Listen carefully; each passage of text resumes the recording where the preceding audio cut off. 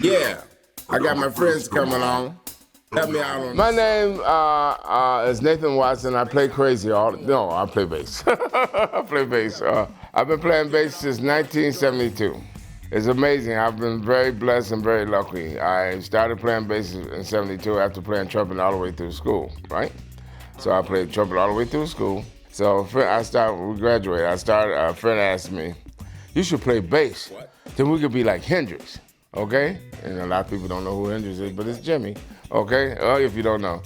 And I started playing bass, and the guy who told me to play bass left and went with Marvin Gaye. He played guitar. That's one of my best friends I grew up with, Ray Parker. The first bass I got was a Greco. Now, I don't know if anybody remember Grecos, but there was like a hollow body Japanese bass, cheap. I mean, it was, but a friend of mine named Duke Billis, and he had one. And I said, he told me, he said, I went and got one, so he taught me my first lick, cold swing. I think every bass player has learned that song, okay? That's amazing. First band I played with was a rock band, a guy named Martin Kenters. We used to play the colleges. Then I went to R&B.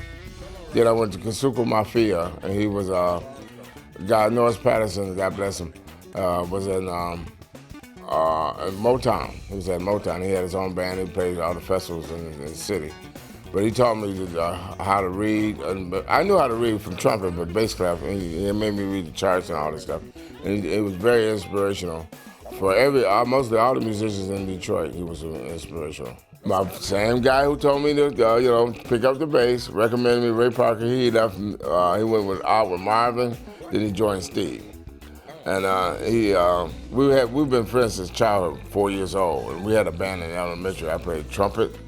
He played clarinet, and this guy named Ollie Brown, he played drums. And he recommended me, and then I flew from Detroit. I was playing with a local group called The Final Decision, Just Keep On Walking. That was the hit. We promoted the whole song by ourselves. It was, locally. It went to #1, believe it or not. And then I got a call. I'm working on a 65 Chevy changing the oil, That was in like 74, okay? So, changed the oil, and I get a call. And it says, Stevie Wonder. My mother called down the street. She knew where I was at. Said, Stevie Wonder wants you, or somebody called from Stevie Wonder. I said, yeah, right. She wants me to walk the dog or take out the garbage or something like that. You know what I mean? And I got back home. It was true. And then they flew me down to Memphis to a Push concert. I auditioned behind stage. I was young. I only had been playing 2 years. So I played little stuff, and he played Contusions on the show, okay? I had never heard it. So what I did, I just watched his left hand and hit the goose ears.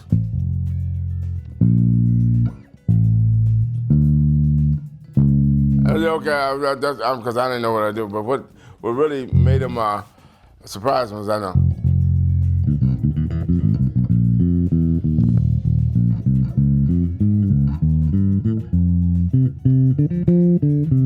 That's, if you don't know, I Was Made to Love Her. That's one of the first songs I learned. My cousin gave me a 45 from down south of I Was Made to Love Her. And I learned, that's one of the first bass licks I learned by myself. Well, look, let me tell you what, I started late, but when you go, I started late. Well, you had to know what is hip. You had to do a Scorpio solo. Scorpio, I don't know if you remember, dun, dun, dun, dun. I think Bob Bobbitt did that. You had to do Willie Weeks on Everything Is Everything. And what was the other one? Rare Earth solo. You had to know those bass. If you didn't know those bass solos, you weren't getting a gig. Okay? So, it was competition was hard. It really is. I got lucky because I turned trained by ear. So if you play it, I could pick it up real quick, you know what I mean? And plus I could read charts. I read charts when I was doing all the sessions, but that helped me along with, especially with getting the gig with Steve, because some of the guys had been playing longer and they were better to me, and technique and stuff like that, because I was self-taught. But Stevie don't write no charts. He read Braille charts. He got Braille charts, but he'll say, play this, and you had to play this. And took other guys. I was the fastest one, so that's it. And I was young, so he could mold me like he wanted to. That's what it was. His music is challenging. Like, I've been with him for 44 years, okay? Now, the whole thing about him, we do a show, we're gonna do, then he'll play a song we ain't played in 30 years or for 20 years, you know. His catalog is that big, you know what I mean? And you got to be on it, man. I'm about the only one that can do it because most of the young cats that we have now, what's that? I'll be hollering, B, C, you know what I mean? Hollering out the chorus. But he's unique like that, man. He's unique. He's unique, very unique. Stevie is one of the few cats that it was one of the first cats to me that learned how to use diminished augmented chords and different kind of chords to fit in pop music. That's the way I look at it. You know what I mean? He could take jazz chords and and make it a pop song. So that was very unusual. He was a gifted guy. If you're not versatile, you're not gonna make it. Because you got to know just about every genre of music. Because Stevie does every genre of music. I mean, from Latin to jazz to what's it. And the other thing, you got to be able to hear stuff. I mean, you got to have good ears. You got to get and talent. And you got to have talent. So I give him two lists of all the songs, and I say, this is what you're gonna play. You're gonna play organ on this or piano on this. Listen to the parts on the record first, and then when we get in there, we'll put it together. Because, in Stevie's gig, there's no time to recharge. Let's go like this, one song, then the next one. If you try to recharge, you'll be fumbling over through charts all day, all gig long. Okay, we tried that, it didn't work. Okay, so you gotta learn your stuff. You gotta memorize your stuff, your parts and everything. So that's basically what I tell them. I've learned so much and I've been around him so much, I can feel him when he's getting ready to do different things. I very seldom ever get caught off guard. Now everybody else, different story. I learned so much in being in Stevie Wonder. It was amazing.